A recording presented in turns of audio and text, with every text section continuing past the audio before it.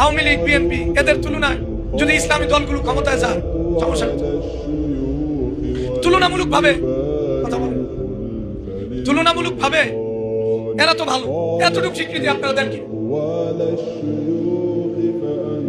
যে তুলনামূলক ভালো, যদি ভালোকে অপনোদন করে, সত্যিকারের ভালো যেটা ওটার উপর পর্দা ফেলায় দেয়, তাহলে এই তুলনামূলক ভালোকে আমরা সমর্থন করি। বুঝেন? তুলনামূলক ভালো তখনই সমর্থন করি যদি যেটা আসল ভালো এটার প্রতিনিধিত্ব করে, এটাকে প্রতিষ্ঠা করে। কথা বুঝছেন? এজন্য যদি জোর করে মনে করেন ইসলামী দলগুলো হয়ে যায়, তাহলে এটা আমরা খারাপ করব। এটা হাদিস থেকে বুঝাতে, হাদিসে খেলাফতের বিভিন্ন ধারণা আছে যে কুরাইশিতে এখন কেউ জোর করে কুরাইশি সারা কেউ হয়ে গেছে, যদি হয়ে যায় শরীয়ত বলছে ঠিক আছে, আরে মাইনা না, আরে কি করো? তাহলে এটা কি আসলে শরীয়ত সমর্থন করছে, না জোর করে হওয়ার কারণে যাতে ফিতনা সৃষ্টি না হয় এজন্য বলছে?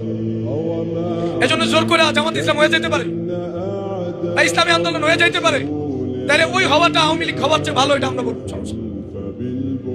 কিন্তু সবসময় ওই কথা মনে থাকতে হবে, তারা যদি আসল যে শরিয়া ব্যবস্থা, খেলাফা ব্যবস্থা এটার প্রতিপক্ষ হয়ে দাঁড়ায়, তাহলে আমরা তাদের প্রতিপক্ষ।